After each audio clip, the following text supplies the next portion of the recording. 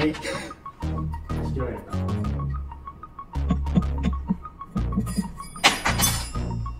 이거는 나중에, 그러니까요, 무시하게 안 빠지네요. 얘를 조립을 하죠. 분해가 생각보다 힘이 드네요.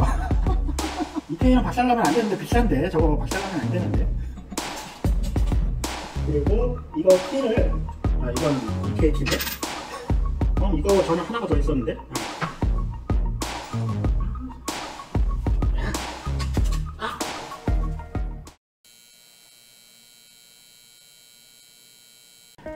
그라인더 날들을 좀 꺼내 봤어요. 저희가 가지고 있는, 얘가 803날, 얘가 1203날. 얘는 주물로 찍어서 만든 날이고요. 주물 찍어서 이제 다시 가공을 해서 만든 그런 형태의 날이고, 얘는 그냥 통셀을 만드는 그런 날이에요.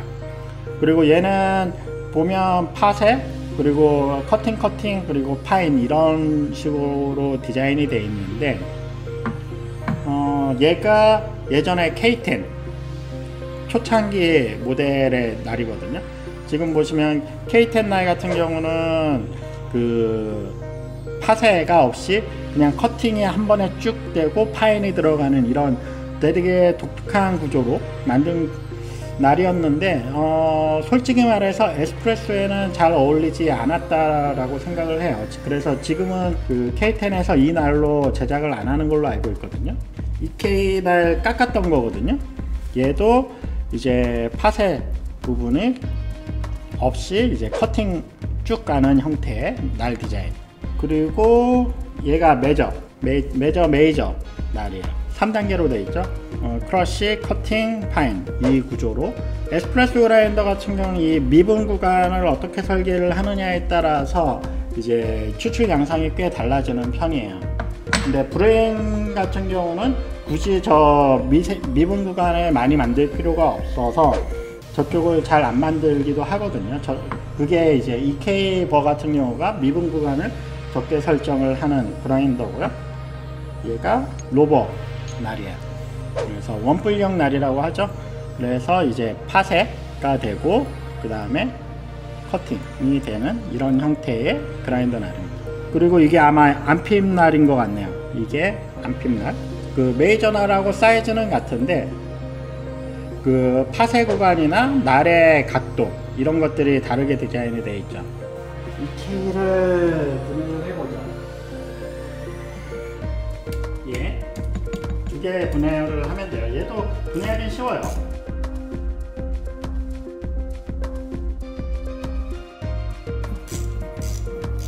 얘는 뭐 분해하고 바로 조립을 해도 될 것 같아요. 뭐 생각보다 분해가 어려운 애는 아니어서 이거 이렇게 돼 있는 상태에서 제일 가늘게 해놓고 얘 나사 두 개 풀면 됩니다. 얘도 키 잃어버리면 안 됩니다. 그리고 그 EK 같은 경우는 이게 키가 잘 망가져요. 그런데 이게 망가지는 게 잘못된 게 아니고요, 망가져야 돼요. 그래서 보통 EK 같은 경우는 가장 큰 문제점이 이제 원두를 놓은 상태에서 분쇄를 하면 멈춰요. 그 부분 되게 유의하셔서 사용을 해야 되고요. 작동을 하고 커피를 넣어야 돼요. 얘도 날 사이즈가 크다 보니까 이 모터나 이제 전반적인 축이나 이런 게 날 사이즈를 못 버텨요.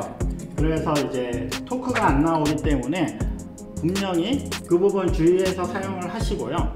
그리고 이제 일정 이상 부하가 걸리면 얘가 부셔져요. 부셔지면서 얘가 헛돌게 디자인이 된 거예요. 키의 역할 중에 하나가 그거예요. 모터나 축에 무리가 가기 전에 얘가 먼저 부셔져서 그라인더의 손상을 최소화하기 위해서 키가 있다라고 생각을 하시면 돼요. 기계에, 전자기계에는 퓨즈 들어가 있잖아요. 예, 퓨즈라고 생각을 하시면 편해요. 그래서 웬만하면 이것도 잘 안 부러지거든요. 사용할 때 돌멩이 넣고 이제 작동을 해도 웬만하면 멈춰요. 근데 나갈 수 있으니까 그럴 때는 키가 작살이 나야 된다 라고 생각을 하고, 얘는 소모품이다 라고 생각을 하시는 게 훨씬 좋아요. 그리고 아까하고 마찬가지로 여기 스크류가 있죠. 그리고 날 디자인이 이제 좀 다르게 생겼죠, 날이. 이렇게 해서 얘도 이제 파쇄가 아닌 이제 커팅 위주로 되어 있는 그런 디자인이라고 생각을 하시면 돼요. 한번 이것도 잔량이 얼마나 남는지 얘는 3g 남네요. 예. 얘는 여기 스프링이 장착이 되어 있어요. 스프링이 이제 밀어내는 형태고, 장착할 때 이 키 방향 잘 보고 끼우시면 됩니다. 이거는 나중에 제가 방송 끝내고 하나씩 조립을 해 놓도록 하겠습니다. 일단 아직 분해해야 될 게 많으니. 그리고 앵코 그라인더도 창고에서 찾아서 꺼내 왔거든요. 그냥 돌리면 빠졌던 걸로 기억해요. 예. 그리고 이런 고무링 빼고요. 그 다음에 드러내면 돼요.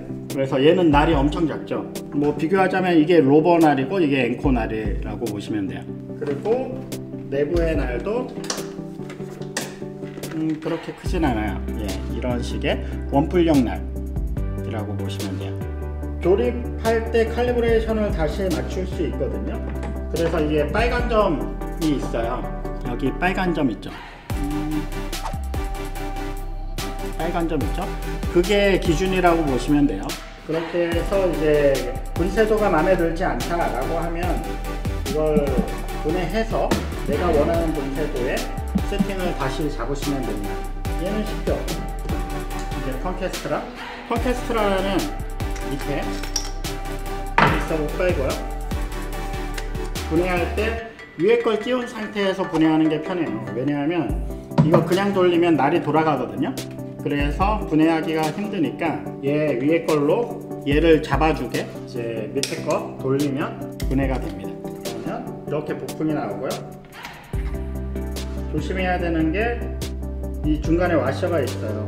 이 와셔 잃어버리면 안 돼요. 그래서 얘하고 플렉스 조절을 하는 얘하고 그라인더 날 사이에 얘 와셔를 끼우고 얘를 조립을 해주시면 돼요. 그래서 얘는 마찬가지로 코니컬. 펑케스트라 같은 경우도 가성비 되게 괜찮은 그라인더 날이 들어가 있어요. 그리고 구조상 안에 잔량이 거의 남지 않는 형태고요. 아까 제가 분해하면서 뒤집어서 날을 뺐잖아요. 그 이유 중에 하나가 여기 또 스프링이 하나 더 있어요.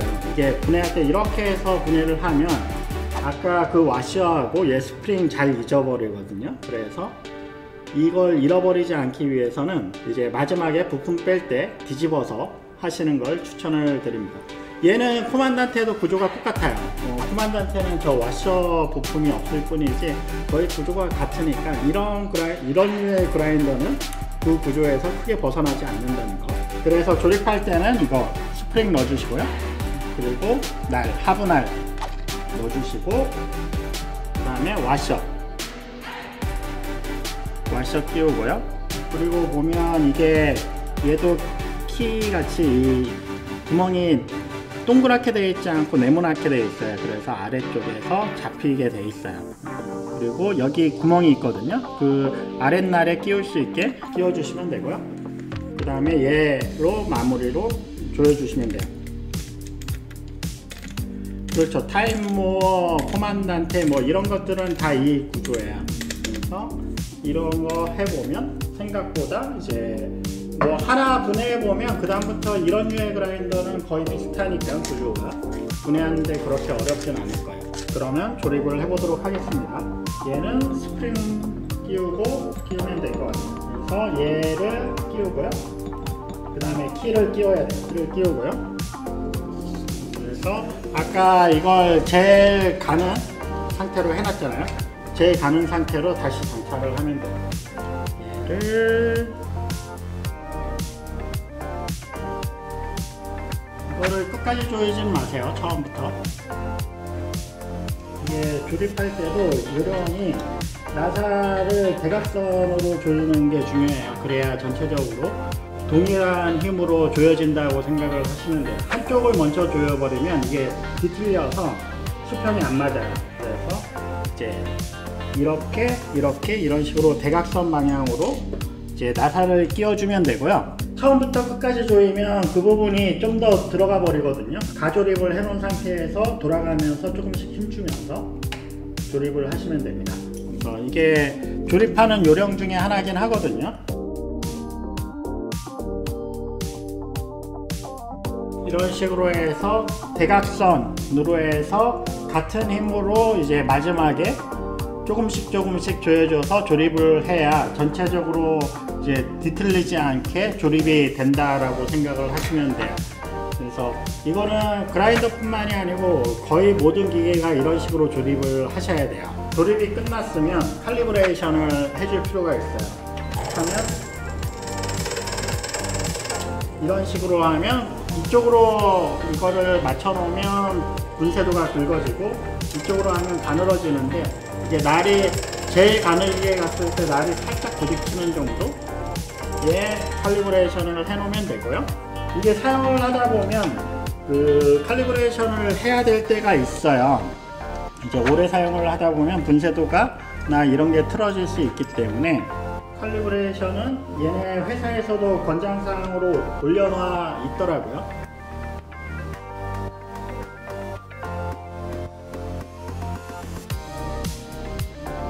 살짝 덜덜 소리 나는 정도를 제일 가늘게 잡으시면 될 거고요. 아까 말했다시피 얘는 그라인더가 이렇게 평평한 스타일이 아니고 끝날이 이렇게 서 있어요. 그래서 그 정도까지 했을 때 분쇄도가 이제 브레인 할 수 있는 최소 분쇄도가 나오는 구조예요.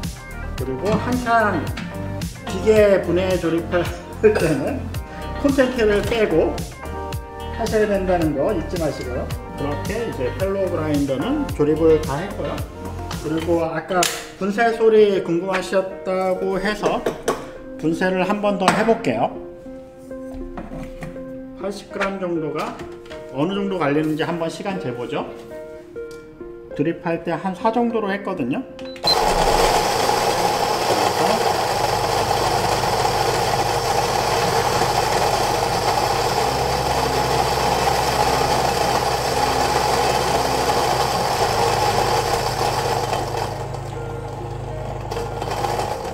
일단 분쇄가 끝났고요. 한 15초 정도 걸린 것 같아요. 그리고 이제 얘가 다 갈리고 나면 저절로 멈춰요. 회로 샘플 로스팅을 한 거여서 이제 라이트 로스팅이라고 생각을 하시면 될 거예요. 분쇄 속도는 되게 빠른 편이에요. 이 부분에 대해서는 되게 만족도가 높은 편이고요. 80g 정도 가는데 한 15초 걸리는 것 같으니 이제 집에서 사용을 할 때는 전혀 무리 없을 정도의 속도여서 그 속도 대비 분쇄될 때 소리가 되게 작은 편이에요. 그래서 다른 그라인더 대비 소리도 되게 작다, 이게 장점이라고 보시면 될 것 같습니다. 서 있기도 이제 힘드니까 앉아서 마무리를 짓도록 하겠습니다. 분쇄 균일도는 이 가격대에서는 뭐 상당히 좋은 편이라고 생각이 들어요. 그래서 일단 써보니까 뭐 저도 한 일주일 정도 쓰면서 이제 이 사용감이라든지 이런 거 봤을 때, 그리고 이제 여자친구가 이걸 썼을 때 만족을 하느냐, 사실 제 기준에선 제일 중요한 부분이죠. 여자친구가 이거 별로야 하면 안 좋은 거고요.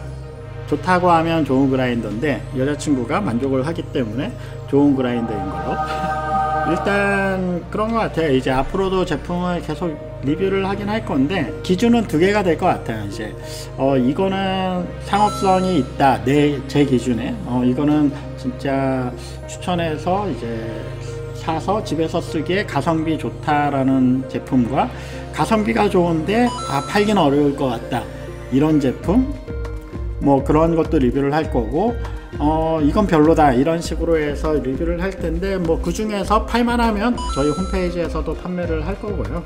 날 변경에 대한 부분은 내용이 있어요. 국내에 날을 만드는 회사 있거든요. SSP라는 회사가 있어요. SSP에서 펠로우 날을 제작을 한다고 얘기를 하더라고요. 그래서 이제 앞으로 그게 탑재된 모델도 나올 거라고 보는데 지금 얘기가 되고 있는 것 같더라고요. 그런데 이제 그거는 에스프레소 그라인딩까지 갈 수 있는 날인데 에스프레소 그라인딩을 가면 안 되는 게 맞는 것 같아요. 왜냐하면 지금 그라인더에 들어가 있는 부품 수준이나 이제 힘, 그리고 구조 자체가 에스프레소 그라인더로 가고 이제 배전도 높은 것만 했을 때는 무리는 없을 거라고 생각을 하는데, 분명히 이 오드 그라인더를 쓰는 사람은 라이트 로스팅을 먹는 사람이 많을 거란 말이에요. 라이트 로스팅이 에스프레소 분쇄도를 갔을 때 100% 저거는 문제가 발생해요. 그래서 에스프레소가 가능하다고 해도 굳이 에스프레소로 쓰지 않는 게 맞다라고 저는 구조적으로 봤을 때 에스프레소 그라인더에는 적합하지 않다. 날이 이제 에스프레소 그라인딩이 가능할지언정. 그래서 이게 59만 원인데 가성비로 봤을 때는 괜찮다고 생각이 드는 부분이고, 단점이 있어요. 아까 말했던 대로 에스프레소 분쇄가 안 되고 그 저음 소음이 있다라는 거. 솔직히 에스프레소 분쇄가 안 되는 것보다 전 개인적으로 저음 소음이 있는 게 더 거슬리더라고요. 그래서 그걸 이제 스위치나 이런 걸 사용을 해서 커버를 할 수밖에 없다. 제가 보기에 이거를 제조사에서 빠른 시일 내에 그거를 수정을 하기는 어려울 것 같아요. 저음 소음에 대한 부분은 회로를 다시 짜든지 그래야 되는 부분이어서 이게 단시간 내에 수정이 되기는 좀 어렵지 않을까 라는 생각이 드는 부분이어서 오랜 시간 지금 당장 써도 상관없다라는 분들은 스위치 같은 거 쓰는 거를 추천해 드립니다. 얘는 그냥 브루잉 전용으로 생각을 하시는 게 맞다라고 생각을 하고요. 아마 날이 바뀌고 나온다고 해도 지금 디자인으로는 에스프레소 그라인딩에는 분명히 한계가 존재할 거라고 생각을 해요. 라이트 로스팅은 무리가 있을 거다. 상업용으로는 어떤 것 같은지가 궁금합니다. 그리고 당연히 비교하기 힘들겠지만 EK43, 디팅 등 리테일 그라인더와 비교해 볼 때 그라인딩 된 결과물의 퀄리티 차이는 어느 정도일지 궁금합니다. 두 개를 같이 놓고 보면 아무래도 EK43이나 디팅이 좀 더 클린하게 나오긴 할 거예요. 지금 맛을 봤을 때. 그런데 상업용으로 사용을 했을 때도 저는 크게 무리가 없을 정도의 분쇄는 된다라고 생각을 해요. 솔직히 EK43이나 디팅 뭐 300만원 넘는 애들이잖아요. 그런데 얘가 걔네들의 한 80%까지는 나오지 않을까, 80-90%? 그런데 이 부분이 약간 맛의 표현이 다른 부분이어서 무조건 EK가 맛이 더 좋다라고도 얘기는 못하지만 이제 맛의 이제 선명도나 이런 거는 EK가 좋긴 해요. 이제 얘는 선명도는 EK보다는 좀 떨어지지만 먹기는 좀 편하게 잘 나오는 편이다 정도. 그리고 커피의 캐릭터나 이런 거는 충분히 표현이 될 정도의 분쇄를 보여주는 정도라고 보시면 될 것 같아요.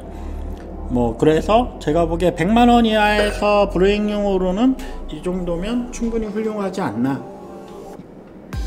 오드 그라인더 살 생각 있으면 딴 데 가서 사지 말고 저희 홈페이지에서 사라는 거 이 되게 중요해요. 그리고 새해 복 많이 받으시고요.